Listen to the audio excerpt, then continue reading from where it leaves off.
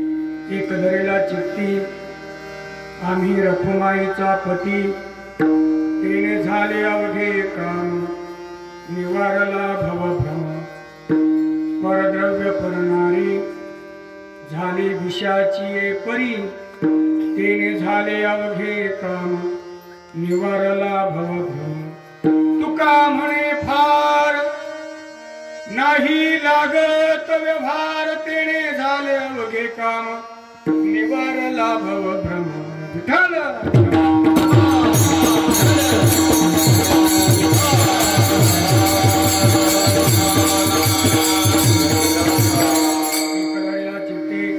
आम्ही रखुमाईचा पती तेने झाले अवघे काम निवारला भवभ्रम समचरण सरोजम सांधणीलांबुदाभम जगनने कपाणी मंडनम मंडनहारम तरुण तुलसी माला कंधरम कंजनेत्रम सदय धवलहासम विठ्ठलं चिंतय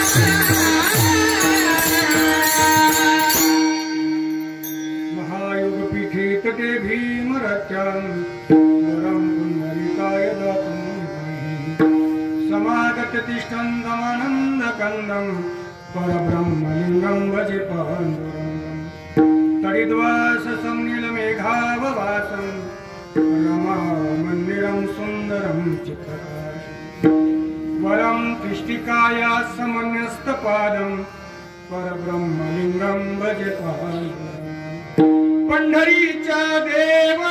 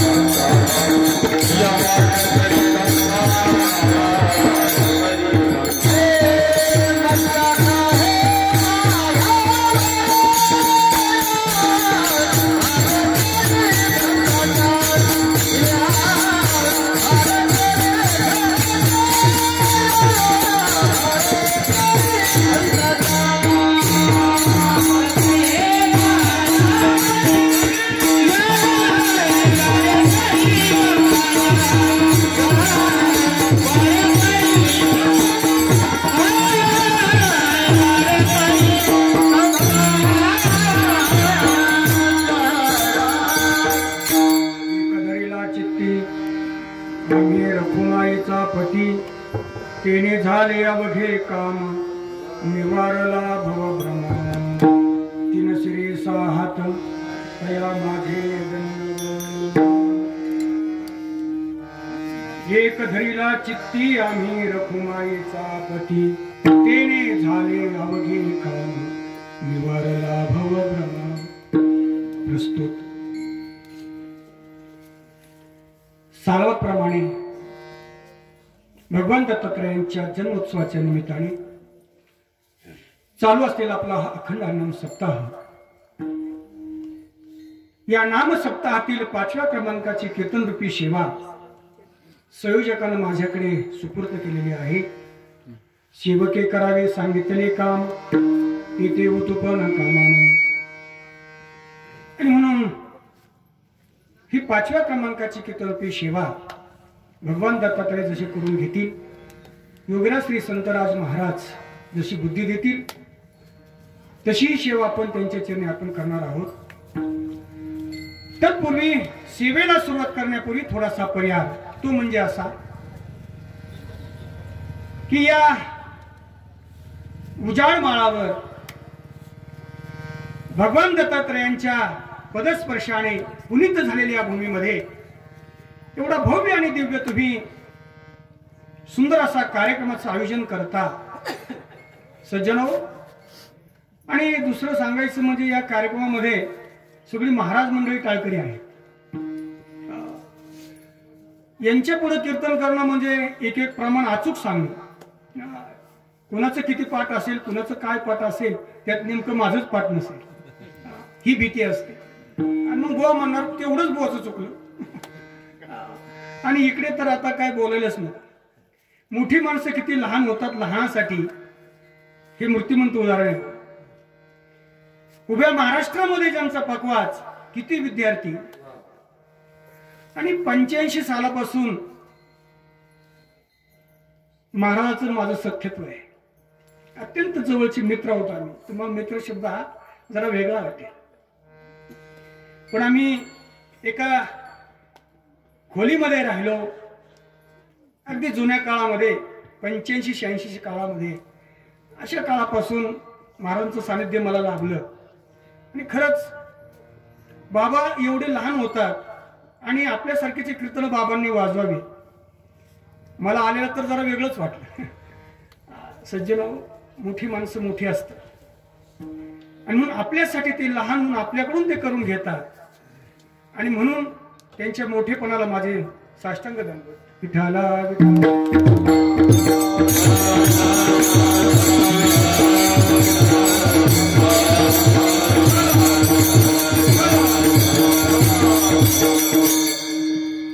सेवेसाठी जो अभंग निवडलेला आहे, देहूचे महान भगवत भक्त संत श्रेष्ठ, वैराग्याचे महावीर श्रीमंत संत जगद्गुरु तुकाराम महाराज यांचा 4 चरणाचा उत्कृष्ट असा अभंग सेवेकरिता निवडलेला आहे. या अभंगामध्ये जगद्गुरु तुकाराम महाराज आपल्या उपास्य देवतेबद्दल असणारी एक विधता या ठिकाणी प्रतिपादन करत आहे. परंतु सज्जनो, आपल्या उपास्य देवतेबद्दल एक विधता प्रतिपादन करत असताना तुकोबरांनी या ठिकाणी आपल्या उपास्य देवतेची अनुषंगिक ओळख केलेली आहे. अनुषंगिक अशी ओळख करून दिलेली आहे. संपूर्ण अभंग पहा. या अभंगामध्ये कुठेही आपल्या उपास्य देवतेचं नाव नाही. एक धैला चित्ती आम्ही रखुमाईचा पती, तेने झाले अवघे काम, निवारला भवभ्रम, परद्रव्य परनारी झाली विषयाची परी, तुका म्हणे फार नाही लागत व्यवहार. उपास्य देवतेचं नाव नाही असा दुसरा एक अभंग आहे. सदा माझे डोळे जोडो तुझे मूर्ती, रखुमाईच्या पती सोने. अनुषंगिक अशी ओळख करून या ठिकाणी तुकोबराय देतात. आणि म्हणून एक विधता प्रतिपादन या अभंगामध्ये करतात.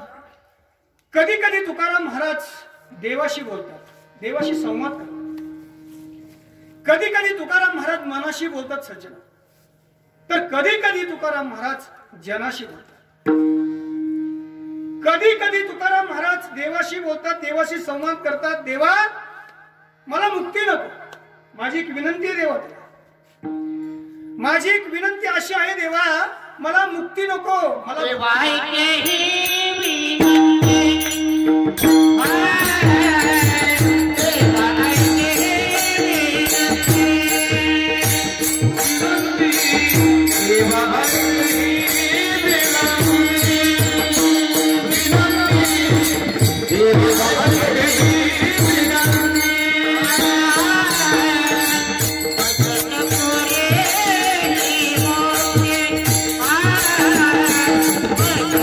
Oh,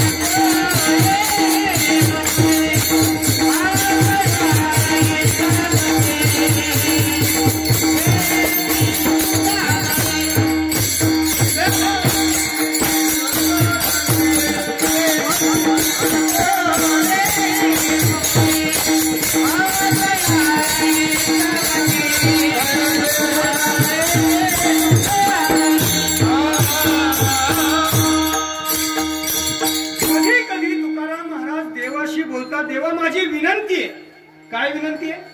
एक विनंती देवा तुला, मला मुक्ती नको, मला भक्ती करायची. देवा ऐकी हे विनंती, मज नको रे हे मुक्ती, तया इच्छा गती हेची सुख आगळे. देवा मला मुक्ती नको. कधी कधी तुकाराम महाराज मनाशी बोलतात, म्हणा रे असं कधीतरी म्हण, मी पंढरीला जाईन, पंढरीला जाईन आणि तो विटेवर असणारा उभा पांडुरंग परमात्मा मी डोळ्यानं पाहीन, असं कधीतरी मनाशी संवाद करतात तुकाराम महाराज. म्हणा हेची करी म्हणे मी जाईन पंढरी, उभा विटेवरी तो पाहीन सावळा, तो सावळा परब्रह्म डोळ्यानं पाहीन, असं कधीतरी मनातून म्हण. मनाला उपदेश तुकाराम महाराज करतात, मनाला संवाद करण्याचा अर्थ असा आहे सचिन की मने चंचल आहे. कुरुक्षेत्रावर अर्जुनाला भगवान परमात्म्याने उपदेश केला, अर्जुना चंचल मनाला त्या ठिकाणी भगवान परमात्मा सांगतात, अर्जुना तुला काय म्हणावं? अरे ज्ञानी पंडित माणसं कधी नाशवंत गोष्टीचा विचार करत बसत नसतात. आशोचन सोचस्त्वम प्रज्ञा वदांश भाससे, गतासून गतासूंच नानु सोचिंती पंडितः. त्यावर उपदेश केला. मनाची चंचल, मन अतिशय चंचल. मनानं ठरवलं आता मुंबईला जायचे, पुण्याला जायचे, तर किती वेळ लागेल सज्जना? काही निमिषार्धामध्ये मन पुन्हा परत येऊ शकतं. मन चंचल चपल न लगे जाता येता वेळ, एवढं चंचल मन आहे. म्हणून त्या चंचल मनाला तुकाराम महाराज संवाद करतात, म्हणा असं कधीतरी म्हण. कधी कधी तुकाराम महाराज जनाशी संवाद करतात सज्जन. या अभंगामध्ये तुकाराम महाराज जनाशी संवाद करतात. काही परमार्थ करणारी साधक मंडळी तुकोबाऱ्यांकडे गेली. तुकाराम महाराज भंडाऱ्या डोंगरावर भजन करण्यासाठी गेले होते. भजन करण्यासाठी भंडारा डोंगरावर गेले होते. एका विशाल वृक्षाखाली जगद्गुरु तुकाराम महाराज भजनामध्ये दंग होते, सजन मग्न झाले होते. रंग लाया रंगी तुका विठ्ठल सर्वांगी, सर्वांकडे तुकोबारे रंगलेले होते. आणि तेवढ्यामध्ये परमार्थ करणारी काही साधक मंडळी त्या ठिकाणी गेली आणि तुकोबारांना साष्टांग नमस्कार त्यांनी घातलेला आहे आणि म्हटले, महाराज तुम्ही परमार्थ करता, आम्ही परमार्थ करतो, तुम्ही परमार्थ करता, परंतु तुमच्या परमार्थाला फळ आलेलं आहे. आम्ही परमार्थ करतो, तुम्ही परमार्थ करता, पण संसाराच्या दृष्टीने विचार केला, परमार्थाच्या दृष्टीने विचार केला तर तुम्ही समाधानी आहात, तुम्ही सुखी आहात. तुम्ही तर म्हणता ना, तुका म्हणे खातो आनंदाची लाडू. किती परमोच्च स्थितीला तुम्ही प्राप्त झाला तुकाराम महाराज. महाराज तुम्ही सांगता ना, पिकली आसे कडू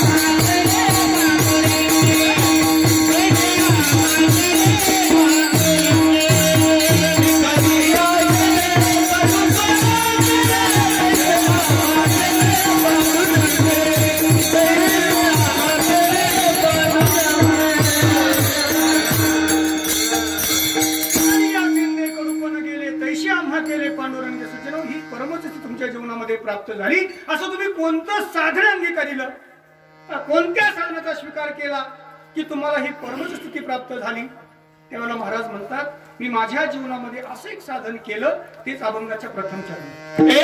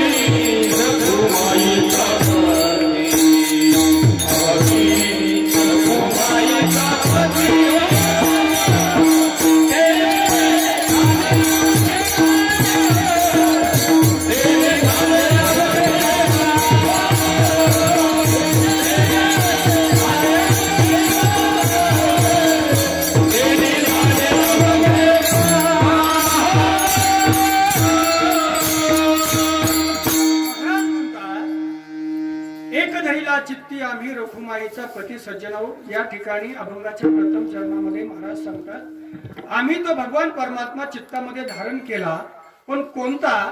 तर रखुमाईचा पती. मला सांगा, देवाला बायका किती? भगवान परमात्म्याला बायका किती?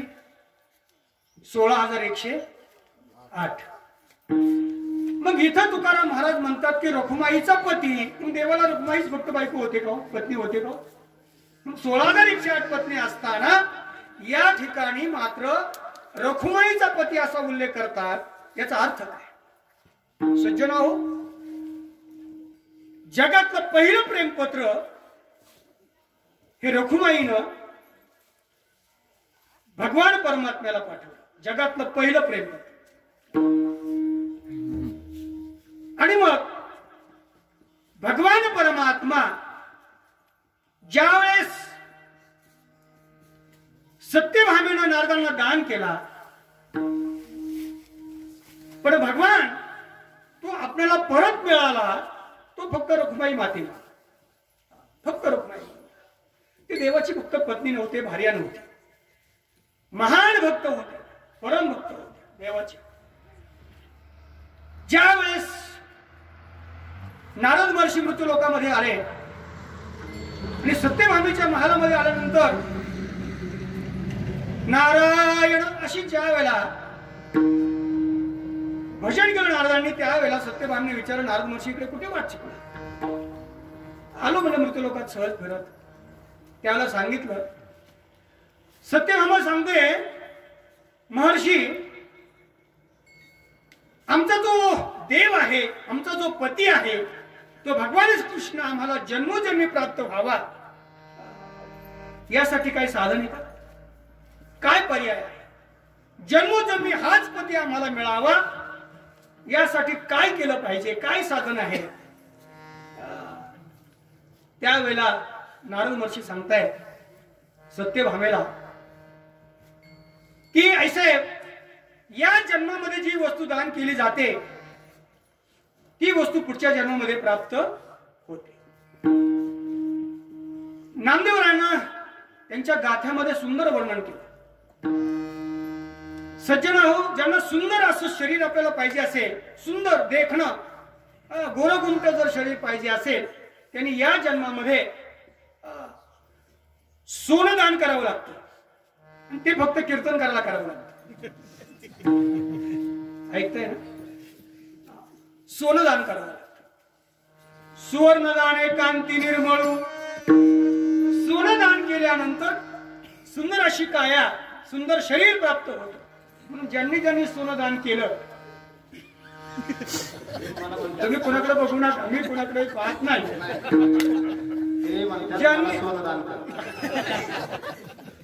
आता नका देऊ, मी गाडीवर बारकी आलो.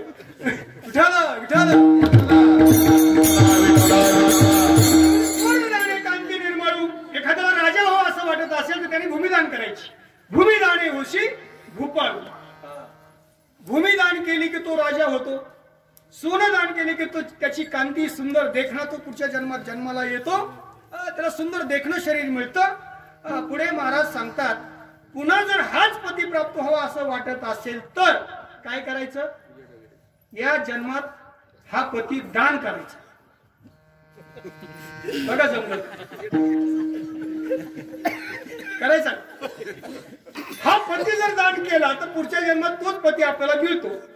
पण एखाद्या आमच्या माता भगिनीला जर हा पती नको असेल तर तिने वडाला उलट झाडाला अशी वेड उलट्या मारायची, सरळ नाही मारायचा, तो पती मिळत नाही. पण चला विनोदाचा भाग सोडवून द्या.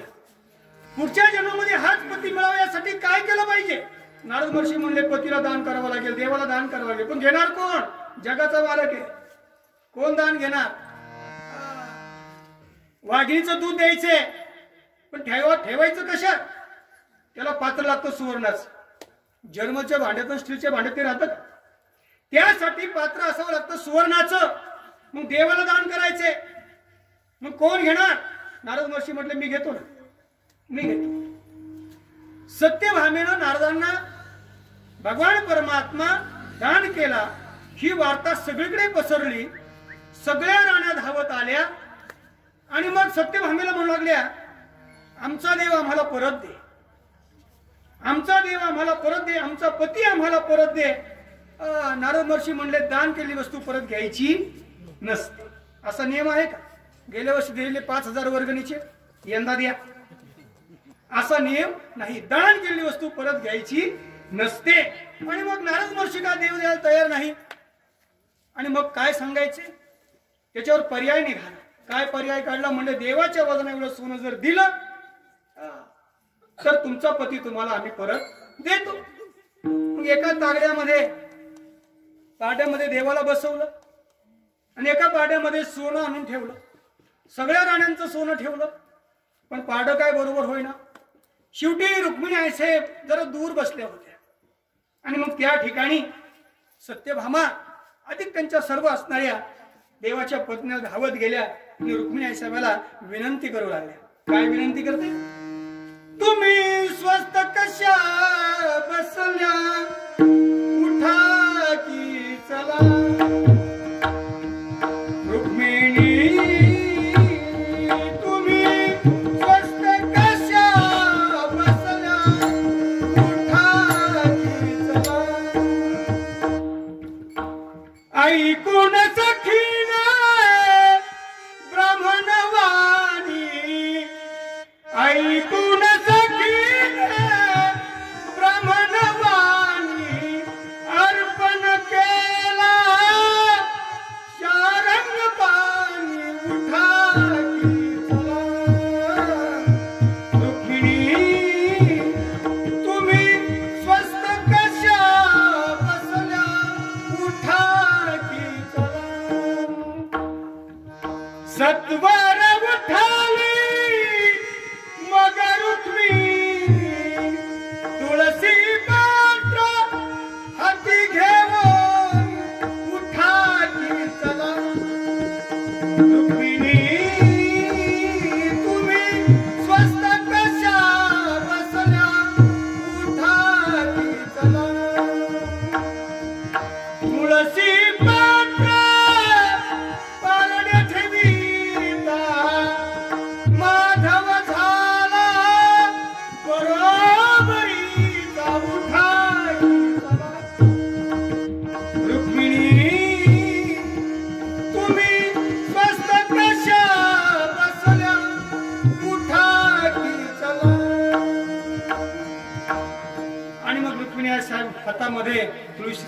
पत्र घेतलं आणि ती पाट्यामध्ये ठेवल्याबरोबर माधव झाला बरोबरीचा आणि दोन्ही पारडी बरोबर झालेली आहे. सज्जनो, मला सांगायचं एवढं, रुक्मिणी आई साहेबांमुळे सत्यभावीनं दान केला भगवान परमात्मा आपल्याला परत मिळाला. म्हणून तुकाराम महाराज म्हणतात रुक्मिणीचा पती विठाला.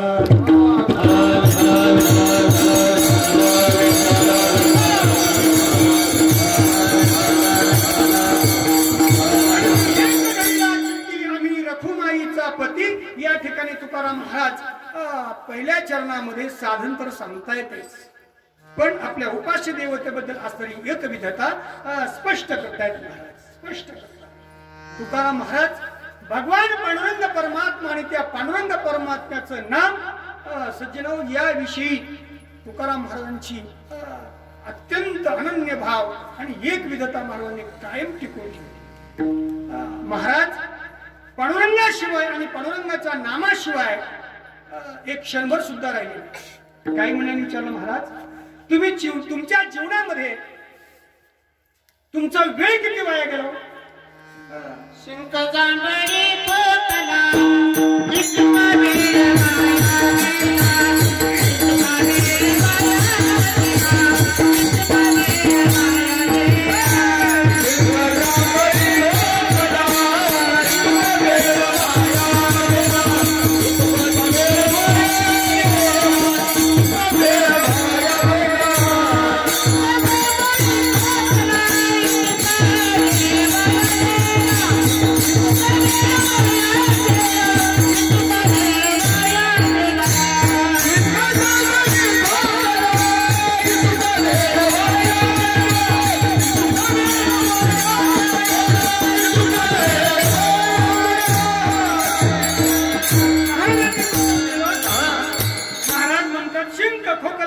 युतुकाची वेळ वाया गेला. मला शिंक आली, जांभई आली, खोकला आला, एवढाच वेळ माझा वाया गेला आणि आपला एवढाच काम आला.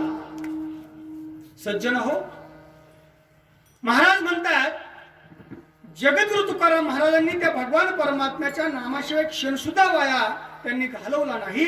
महाराज सज्जन हो, त्या ठिकाणी अनेक देवतांची महाराज स्तुती करत नाही, उलट अन्य देवतेची तुकाराम महाराज उपेक्षा करतात. शेंदरी हेंदरी दैवते कोणती पूजिती भूते खेते आपल्या पोटाजी रडते मागते सिती अवधा.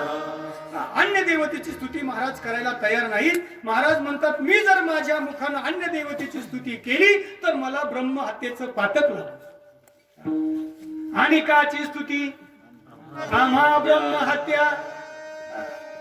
अनेक देवतेंची स्तुती तुकाराम महाराज करत नाही. सज्जन हो, आणि या वचनापासून जर मी परावृत्त झालो तर महाराज सांगतात माझ्या जिभेचे 100 तुकडे हो. किती निष्ठा आहे बॉ सज्जन. महाराज म्हणतात शतखंड माझी होईल रसना जरी या वचना पालटे. सज्जनाओ, या वचनापासून जर मी परावृत्त झालो तर माझ्या जीवेचे 100 तुकडे तुकडे होत, असं तुकाराम महाराज म्हणतात. आणि म्हणून सज्जनाओ, एक विधता किती आहे याचा विचार जर आपण केला तर महाराज सांगतात एक क्षणभर सुद्धा पांडुरंगाच्या नामाशिवाय महाराज राहिले नाहीत. विठाला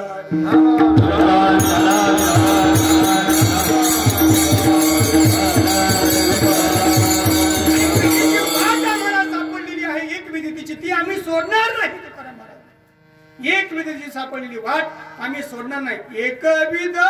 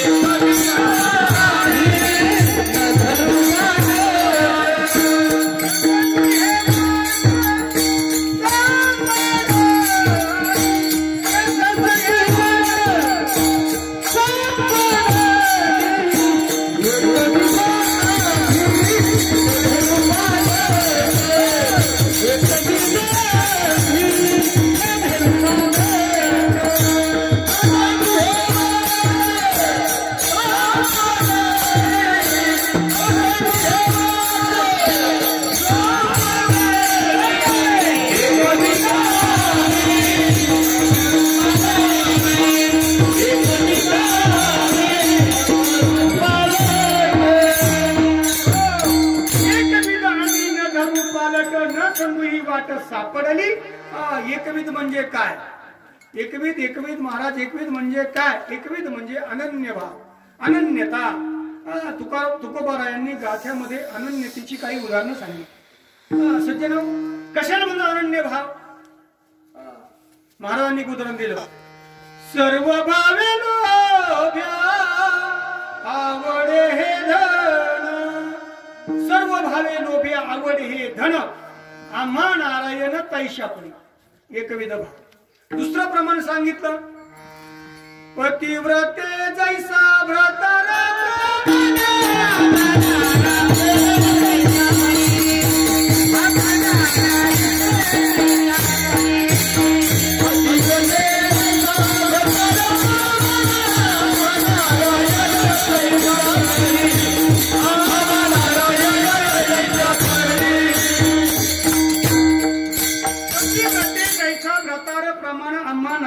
पैशापरी. महाराज एका ठिकाणी दुसरं अनन्याचं उदाहरण देतात की महाराज सांगतात त्या भगवंताच्या नामाशिवाय संत महात्मे क्षणभर सुद्धा राहत नाही. अनन्यतेचं उदाहरण आहे.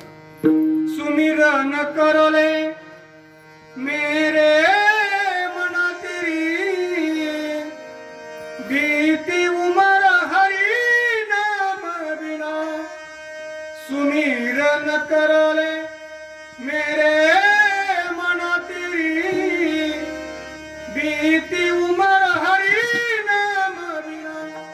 पंच पंख बिना हस्ती दंत बिना, पंच पंख बिना हस्ती दंत बिना, पंच पंख बिना हस्ती दंत बिना, नारी पुरुष बिना जैसे पुत्र पिता बिना, वैसे पुरुष हरि नाम बिना.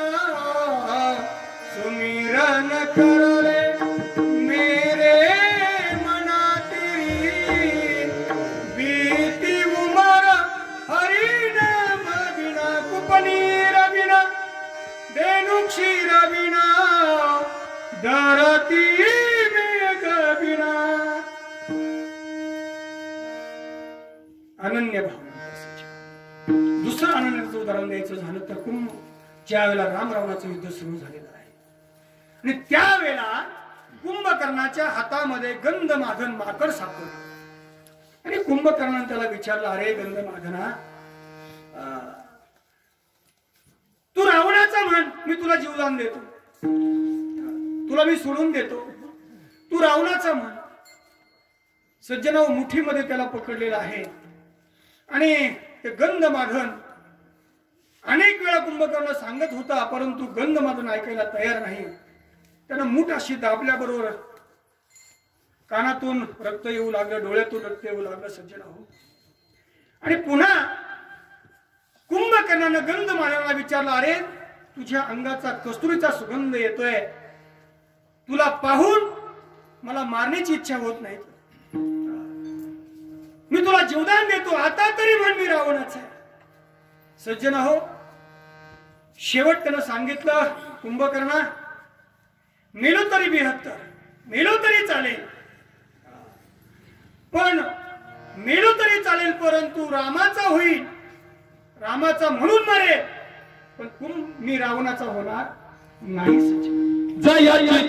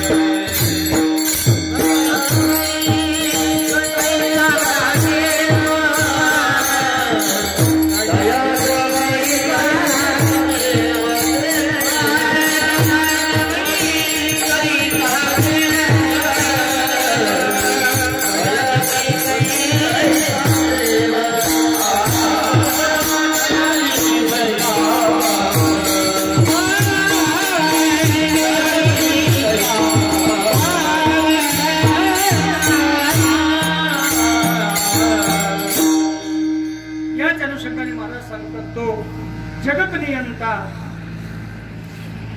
जगत चालक, वेद प्रतिपाद्य असा जो भगवान परमात्मा आहे तो आम्ही चित्तामध्ये धारण केला. आणि म्हणून तो भगवान परमात्मा चित्तामध्ये धारण केल्यामुळे काय परिणाम झाला, त्याची काय फलश्रुती प्राप्त झाली.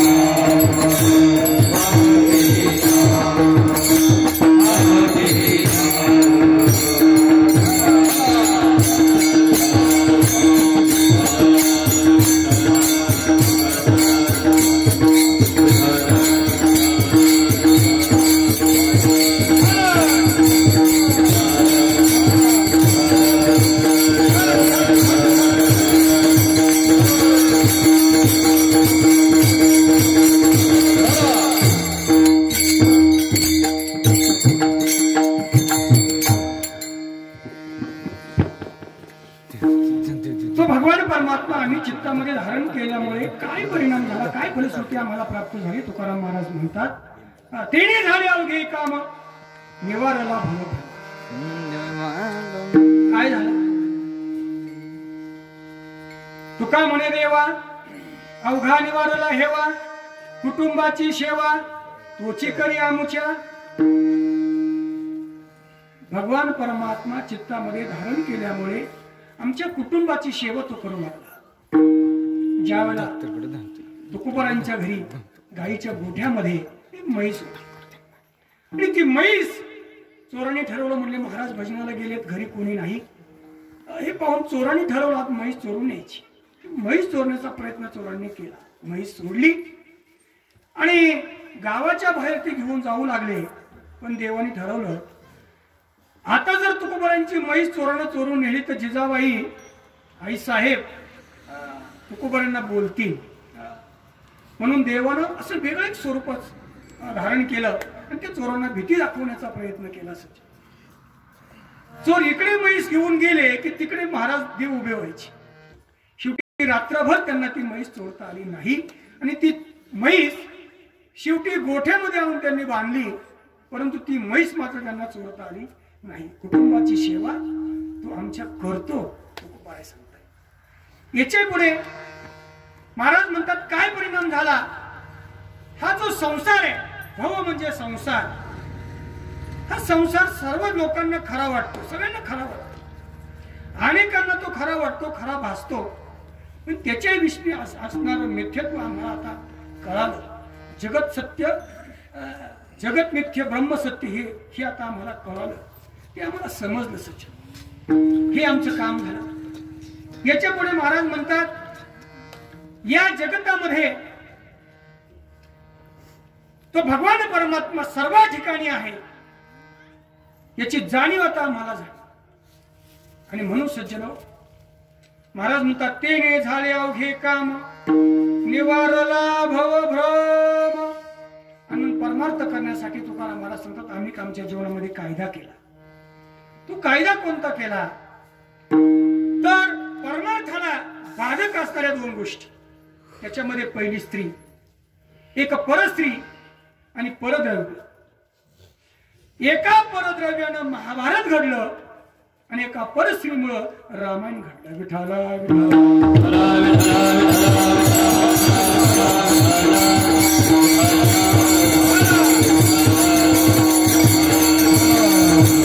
दुर्योधनाला 12 हत्तीचं बळ होतं सचिन, दुर्योधनाला 12 हत्तीचं बळ होतं, परंतु आपल्या भावाच्या संपत्तीवर डोळा ठेवला, लोभ ठेवला आणि त्याचा परिणाम 99 भाव गेले, एकटा राहिला। सज्जन हो, एका परद्रव्यामुळं सर्वनाश झाला, युद्ध झालं आणि त्या युद्धामध्ये सगळे भाव गेले। एका परद्रव्यामुळं महाभारत घडलं सज्जन, एका परस्त्रीमुळे रामायण घडलं। काय कमी होतं रावणाला? 80,000 बायका होत्या। आपण नेहमी ऐकतो 9 लाख कोण होते? नातू पंतू भरपूर होते। 9 ग्रहाच्या पायऱ्या रावणाने केल्या होत्या। तुम्हाला मजेने सांगाल सज्जन हो, रावण जर सायंकाळी असा फेरफटका मारायला निघाला ना समुद्राच्या चौपाटीवर, तर सकाळी घातलेला मुकुट सायंकाळी शिळा झाला म्हणून तो फेकून द्यायचं। जरा ऐका तुम्ही, मी आता समारोपात जातोय, 1 वर्ष झालं सराव बंद आहे, पहिली सेवा आहे आणि 1 वर्ष सगळं कीर्तन सांगायचं बंद होतं, कीर्तन करायचं चालू होतं पण सांगायचं बंद होतं, त्यामुळं थोडी वाचा बोबडी होते, जरा समजून घ्या। कारण सराव करा, चोराला पण सराव करावा लागतो। नाथमारांच्या दिंडी सोहळ्यामध्ये एक चोर आला होता, तो चोर काय, त्या महाराजांनी सांगितलं नाथबाबांनी, चोरी करायची नाही, बरं चोरी करायची नाही। म्हटलं नाही, आता मला वारकरी व्हायचे, माळ घालणार। आणि तो चोर वारीमध्ये आला, पण काही मुक्कामाला गेल्यानंतर चोऱ्या होऊ लागल्या। चोऱ्या अशा व्हायच्या, याच्या वळकुटीतला तांब्या त्याच्या वळकुटीत, त्याच्या वळकुटीत परत त्याच्या वळकुटीत, फक्त असं साठं लोट व्हायचं। नाथबाबा ठरवलं, म्हणजे असं का होतंय, म्हणजे जरा जागा राहायची। एकनाथ महाराज जागे राहिले। पहाटे हा चोर उठला, सगळे वारकरी उठायच्या अगोदर त्याने एकाच्या बिछण्याचा तांब्या काढला आणि दुसऱ्या बिछण्यात टाकला। हे नाथबाबांनी पाहिलं, म्हणजे इकडे रे, तुला काय सांगितलं होतं, चोरी करायची नाही ना? म्हटलं महाराज मी कुठं चोरी करतोय, आणि मग हे काय करतो, मला सराव करतोय। उद्या तुमचा दिंडी सोहळा संपला, माझा उदरनिर्वाह काय आहे, चोरी करा। मग मी विसरलो तर सराव करतो, तसंच सराव लागतो। मृदंगाचा पण सराव सारखा ठेवा चालू लागतो, बोलण्याचा सराव ठेवावा लागतो, तुम्हाला बैठकीचा सराव ठेवावा लागतो। सगळ्या गोष्टी सरावाशिवाय होत नाही, म्हणून तर पहाटे उठल्याबरोबर चालावं लागतं। विठाला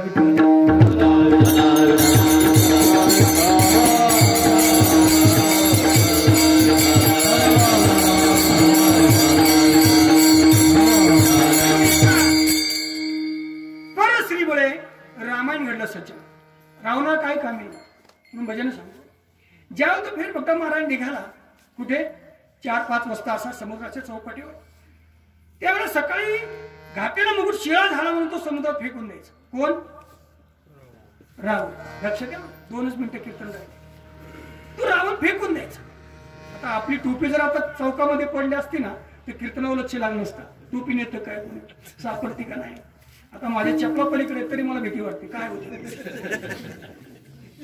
काही माणसांच्या डोक्यातच जुनी ठेवायची नवी, म्हणून चोरदार कुठे खाली वाजले, कधी उठून द्यायचं नाही माणसाला, कधी उठून द्यायचं नाही। चोरदार सांगतो तुम्हाला, आणि जो कोणी उठल ना त्याचं नाव लिहून ठेवायचं. चप्पल कुणी नेईल. आणि म्हणून रावणानं मुकुट फेकून दिले. 1 वर्षामध्ये रावणाने किती मुकुट फेकून दिले असतील? 365. रावणा डोकी किती?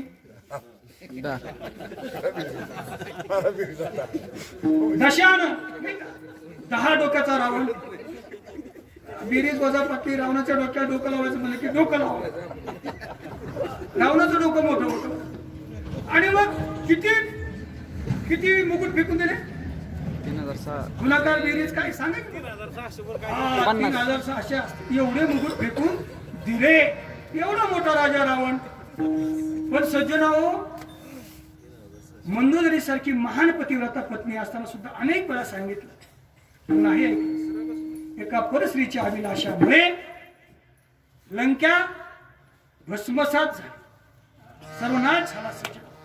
आणि म्हणून तुकाराम महाराज म्हणतात, आम्ही आमच्या जीवनामध्ये कायदा केला. परद्रव्य परणारी झाली विषयाची परी. आम्हाला विषयाप्रमाणे ती वाटू लागली. ज्या वेळेला भंडारा डोंगरावर सज्जन एक स्त्री गेली, वेश्या जाते. महाराज त्यावेळेला महाराज बोलताय, वरावी येणारी रखुमाई समान. या बोलाला महाराज आरूढ झाले. कायदा केला महाराजांनी. म्हणून सज्जन आहोत, आपल्या जीवनामध्ये परद्रव्य परणारी झाली विषयाची अपरी. अशा प्रकारे महाराज म्हणतात, तेने झाले अवघे काम, निवारला भवभ्रम. आणि पुढे परद्रव्य परणारी झाली विषयाची परी. हे सगळं करत असताना महाराज म्हणतात, अनेक साधनाची गरज नाही. तुका म्हणे फार नाही लागत व्यवहार. परमार्थ करण्यासाठी तुम्हाला अनेक साधनं करण्याची गरज नाही. आता आपण केवढी साधनं करतो. दिवस बदलला की आपला देव बदलतो. दिवस बदलला की देव बदलतो. सध्या अनेक साधनं आपण करतो. उदाहरण सांगायचं, अनेक साधनं केल्यामुळे आपण आपल्या साध्यापर्यंत पोहोचू शकत नाही. अधिक आपला वेळ वाया जाण्याची शक्यता असते. आणि म्हणून महाराज सांगतात, एक साधन करायचं. एका जंगलामध्ये एक माकड आणि कोल्हा एकत्र आला. माकड आणि कोल्हा. त्या माकडाने कोल्ह्याला विचारलं, कोल्ह्या, आता समोर जर सिंह आला तर त्या सिंहाच्या तडाख्यातून वाचण्यासाठी तुझ्याकडे काय काय साधन आहेत रे? कोल्हा म्हणला, आपल्याकडं लय साधन आहेत. म्हटलं 1 नंबर 2 फुगीरच कोल्हा. इथं नाही ना कोल्हे कुणी, आडनावाचे कोल्हे असतात. आणि मग आपण येणं म्हटलं अनेक साधनं आपल्याकडे आहेत. कोल्ह्याने विचारलं माकडा, तुझ्याकडे? म्हणलं आपल्याकडे एकच साधन. म्हणलं तुझ्या जिंदगीत अर्थच नाही. म्हटलं काय अर्थ नाही म्हणलं तुझ्या जीवनात. एकच साधन तुला येतं. मला बघ, मला एवढी साधनं येतात. कोल्हा त्याला सांगू लागला. दोघांचा संवाद चालू होता. आणि तेवढ्यामध्ये सिंह आला. कोल्ह्याने सांगितलं, अरे माकडा बघ, समोरून सिंह येतोय. त्यावेळेला माकडा सांगितलं, त्याची भीती तुला, मला भीती नाही. का बरं? मला एक साधन येतं. मी उंच झाडावर जाणार, उंच शेंड्याला फांदीवर जाऊन बसणार. एकच साधन. पण कोल्हा म्हणला, मला अनेक साधनं येतात. अनेक साधन. आला सिंह, माकडानं टणकन उडी मारली, उंच झाडावर गेलं, उंच फांदीवर जाऊन बसलं. आणि कोल्हा मात्र विचार करतो, 1 नंबर साधन वापरू का 2 नंबर साधन वापरू का 3 नंबर साधनाचा स्वीकार करू, कोणतं साधन या ठिकाणी वापरू. तो विचार करत होता. तेवढ्यामध्ये सिंह आला आणि काय पाहता, खाऊन टाकला कोल्हा. कोल्ह्याला खाऊन कोल्ह्याला मरावं लागलं. अनेक साधनं होती. तसं तुकाराम महाराज सांगतात, अनेक साधनामुळे आपण आपल्या साध्यापर्यंत पोहोचू शकत नाही. म्हणून आम्ही काय केलं, एक धरीला चित्ती, आम्ही रखुमाईचा पती. तो भगवान परमात्मा आम्ही आमच्या चित्तामध्ये धारण केला. आणि म्हणून अनेक साधनं करण्याची गरज नाही. तुका म्हणे फार नाही लागत व्यवहार. ज्ञानेश्वर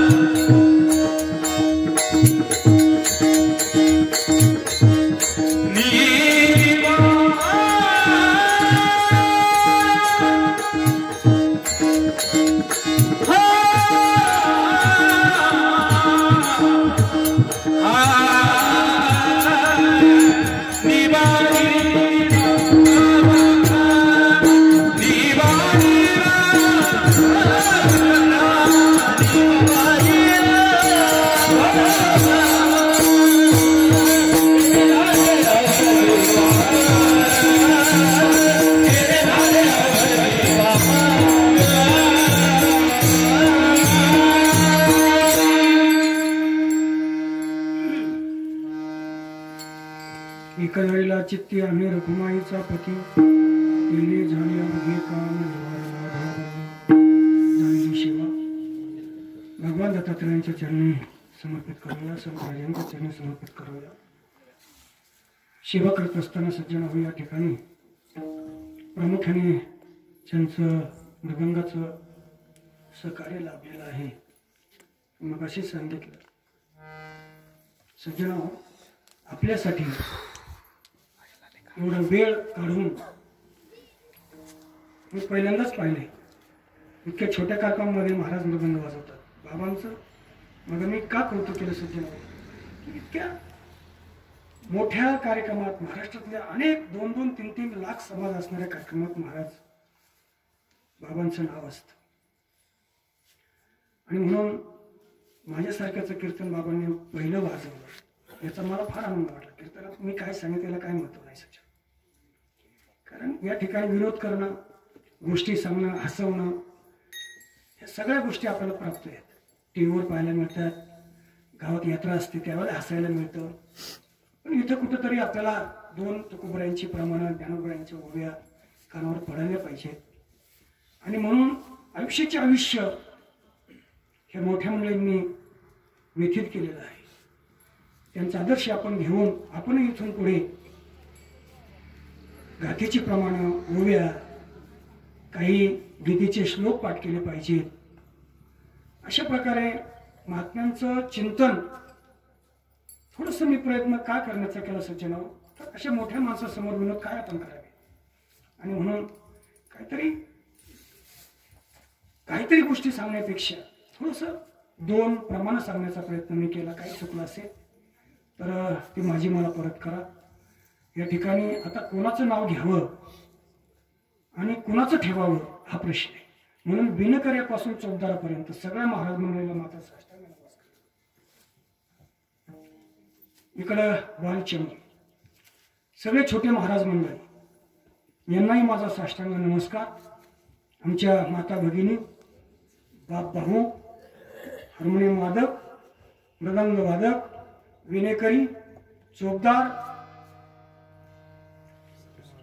साऊंड सिस्टीम, रेकॉर्डिंग, अजून काय राहिलं का, आणि तुम्ही सगळे श्रोते सज्जन सर्वांच्या चरणी या ठिकाणी साष्टांग दंडवत घालतो.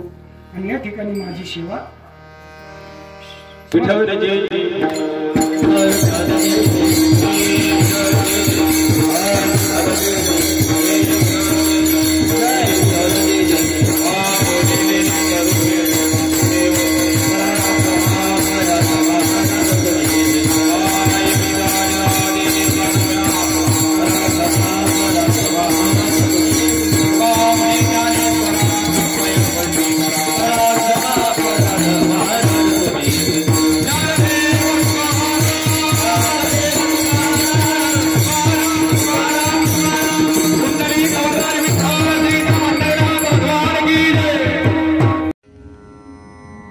गोष्टी महाराज हे यूट्यूब चॅनल आजच सबस्क्राईब करा. बेल आयकॉनवर क्लिक करा. शुद्ध सांप्रदायिक चाली, कीर्तनं, प्रवचनं, कथा, पारायणं असे वारकरी संप्रदायाशी संबंधित व्हिडिओ पहा. आपणही पहा आणि इतरांनाही आग्रहपूर्वक सांगा.